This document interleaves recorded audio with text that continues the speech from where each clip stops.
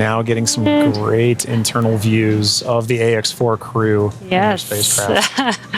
I already saw some big smiles, Yep. as people we've all been saying.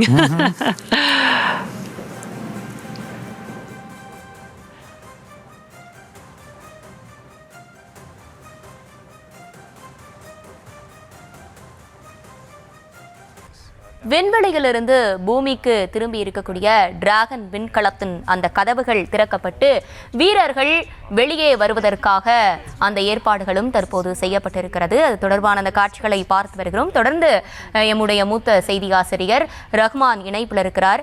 Rahman, இப்போ அவர்களை வெளியே கொண்டு வருவதற்காக அந்த ஏற்பாடுகளும் நடைபெற்று இருக்கக்கூடிய நிலையில முதல்ல எந்த வீரர் வெளியே வருவாங்க அப்படின்னு எதிர்பார்க்கப்படுது. தொடர்ந்து இந்தியா தரப்பிலிருந்து சுபான்ஷு சுக்லா போயிட்டு வந்திருப்பது, பிரதமர் மோடி அவருக்கு வாழ்த்தும் தெரிவித்திருக்கக்கூடிய நிலையில இது எந்த அளவுக்கு இந்தியாவில் ஒரு பெருமை மிக்க விஷயமா பார்க்கப்படுது, பேசலாம். டிராகன் விண்கலத்தின் மூலமாக அந்த பூமிக்கு திரும்பிய 4 பேர், இந்திய வீரர் சுபான்ஷு சுக்லா உள்ளிட்ட அந்த 4 பேரும் தற்பொழுது அந்த கப்பல் வைக்கப்பட்டிருக்கிற அந்த டிராகன் விண்கலத்திலிருந்து வெளியே கொண்டு வரப்பட இருக்கிறார்கள். அதற்கான அந்த காட்சிகளைத்தான் நாம் பார்த்து கொண்டிருக்கிறோம். 4 பேருமே தங்களது இருக்கையில் பிணைக்கப்பட்ட நிலையில் தான் இன்னும் இருக்கிறார்கள். அது மெல்ல மெல்ல அவர்கள் அந்த பிணைப்பிலிருந்து அது விடுவிக்கப்பட்டு அதன் பிறகு ஒருவராக அந்த வெளியே கொண்டு வரப்படுவார்கள். அவர்களை பொறுத்தவரையில் இப்பொழுது பூமியில் கால் ஊன்றி அவர்களால் நடக்க இயலாது. ஏனெனில் அந்த 18 நாட்கள் சர்வதேச விண்வெளி ஆய்வு நிலையத்தில் அந்தரத்தில் மிதந்து கொண்டிருப்பது போன்ற ஒரு சூழலில் இருந்திருப்பதால் அவர்களால் தரையில் கால் ஊன்றி நடக்க முடியாது. அவர்கள் கீழே விழுந்து விடுவார்கள். அவர்களால் அப்படி நிற்க முடியாது.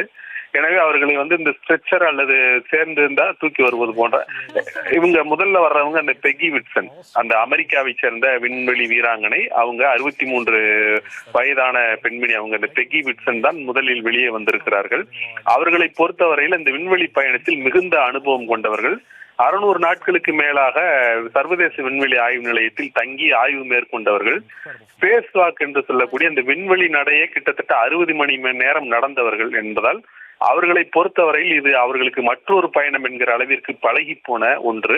விண்வெளி ஆய்வு நிலையத்தில் தங்கி இருப்பதும் சரி, அங்கு சென்று திரும்புவதும் சரி, அவர்கள் அது பல முறை சென்று திரும்பியதால் மிகுந்த அனுபவம் பெற்றவர்கள் என்பதை பார்க்கிறோம். அந்த அனுபவத்தினுடைய காட்சியை நாம் இப்பொழுது நம்மால் பார்க்க முடிந்தது. அவர்கள் சிரித்தபடி அவர் வெளியே வந்திருக்கிறார். இனி அடுத்து மற்ற 3 பேரும் ஒருவராக வெளியே அழைத்து வரப்படுவார்கள். அவர்களை பொறுத்தவரையில் அந்த தரை நிலைக்கு பழகுவதில் இருக்கக்கூடிய அந்த சிரமம் தான் அவர்கள் எதிர்கொள்ளக்கூடிய மிகப்பெரிய சிரமமாக இருக்கும். அதற்கேற்றவாறு அவர்களுக்கு உதவி செய்வதற்கு அங்கு ஆட்கள் நின்று கொண்டிருக்கிறார்கள் என்பதை பார்க்கிறோம். அவர்களோட உதவியோடு தான் அவர்கள் அந்த கப்பலுக்கு கொண்டு வரப்படுகிறார்கள்.